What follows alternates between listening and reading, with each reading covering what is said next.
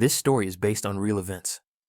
In 2018, in the state of Ohio, a 16-year-old boy named Kyle climbed into a Honda Odyssey minivan, reaching behind the driver's seat to grab his shoes. In that instant, the back seat suddenly collapsed forward, crushing his chest and pinning his arms against the window. He couldn't move at all. The truth was that a spare tire had been left wedged between the seats, keeping the latch from locking properly. At 3:02 p.m., a tennis match at Seven Hills High School was about to begin. But Kyle was trapped, barely able to breathe. Small in stature and already dealing with a back injury, he had almost no chance of freeing himself. He kicked at the window, screamed for help, but nothing worked. Then he remembered the phone in his pocket. He couldn't move his hands, so he used his voice.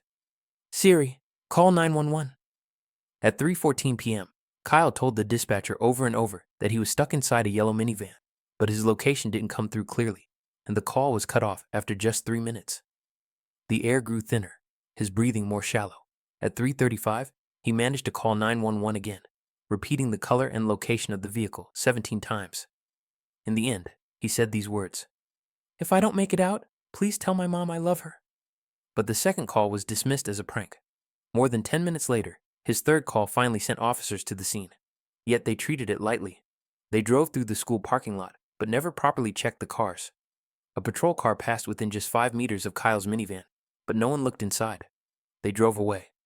Time slipped by, and Kyle drifted in and out of consciousness.